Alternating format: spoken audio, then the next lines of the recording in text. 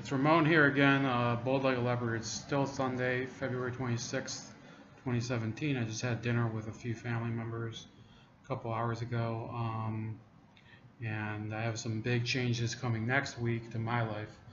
And I released a video yesterday talking about the issues with the DNC election. There's going to be another, even more comprehensive video about the same issue coming up this week, hopefully. And there's another blog article coming out on Bold Like a Leopard.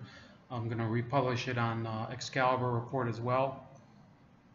But the topic for this little video, and it might go pretty long, is debunking a stupid idea that never seems to die. And that idea has been the belief that you can explain away totalitarian systems by saying that these are simply not developed enough, and that these societies need time to grow, and that this is the natural course of human evolution. Look, the reason that I got into this topic today was I was watching a commentator that I really like. His name is Lionel. I think his full name is Michael LeBron, and he's an attorney. He has a channel that's a lot of fun to watch. A lot of funky opinions, good expressions. So he has 50,000 subscribers. One day I hope I can have dozens of subscribers. But to me, it really doesn't matter. This is a bunch of fun to me. I don't care. This isn't even my job. It has nothing to do with it. And he was interviewing a guy named Caleb Maupin. And Caleb Maupin has the following profile. Okay, so this is his biography, and I'm going to read it word for word. It says, Caleb Maupin is a radical journalist, by his words, and political analyst who resides in New York City. Originally from Ohio, he studied political science at Baldwin-Wallace College in addition to his journalism analysis and commentary. He has engaged in political activism. He was involved in the Occupy Wall Street movement from its planning stages in August of 2011. He has worked against police brutality, mass incarceration, and imperialist war. He works to promote revolutionary ideology and to support all who fight against the global system of monopoly capitalist imperialism. Well, I mean, I guess you have to admire his honesty. I'm kind of disappointed that Lionel didn't really throw it out there that much. Maybe he did in the previous interview.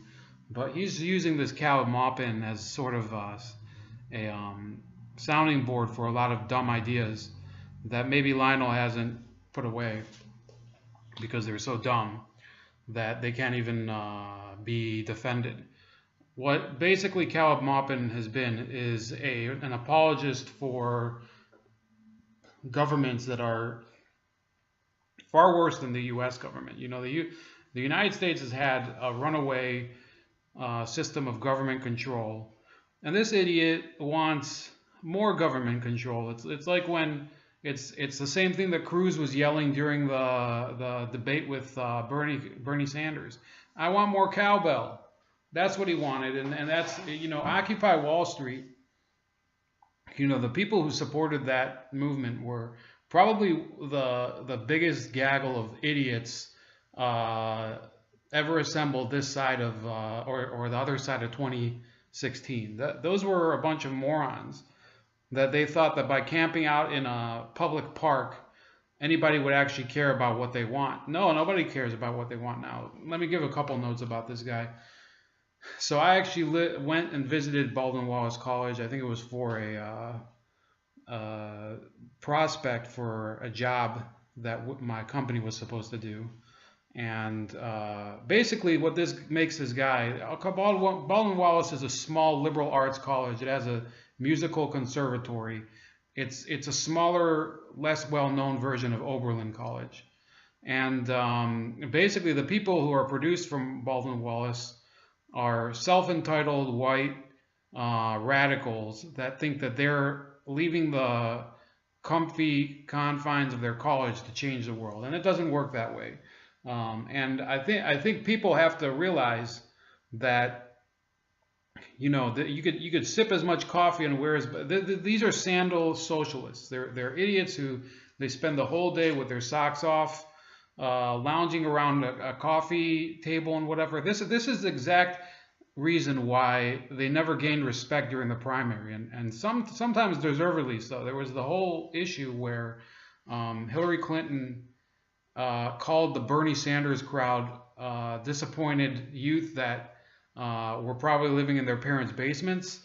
Well, you know, there was definitely a demographic in there that she was actually talking about. There's definitely people like this. These guys that they come out of college, they have a degree in gender studies, they have a degree in what's that other one? Liberation theology, whatever it is.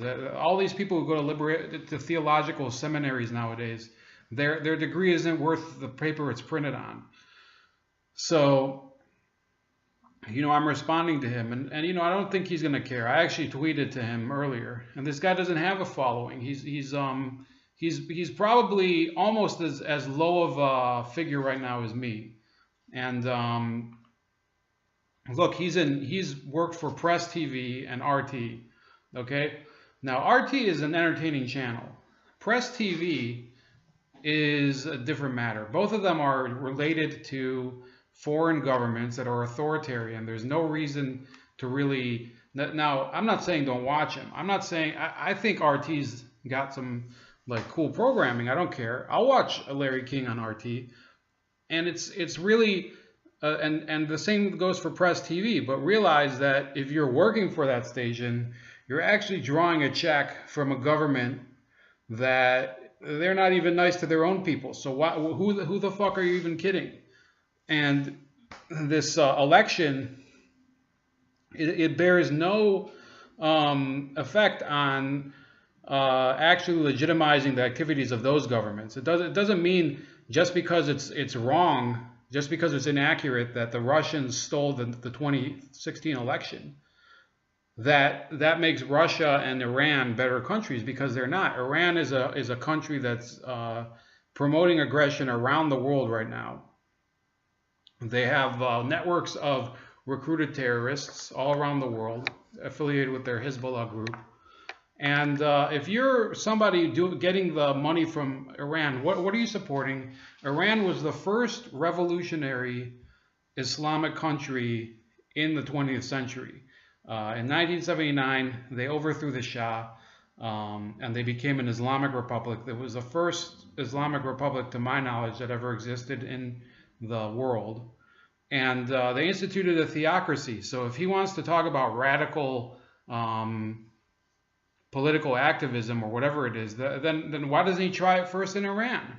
The answer is because he can't. The fact is that the same dictatorships that we are fighting to keep from happening here in the United States are the same dictatorships that are happening across the world. We don't want a country that's operating like Russia.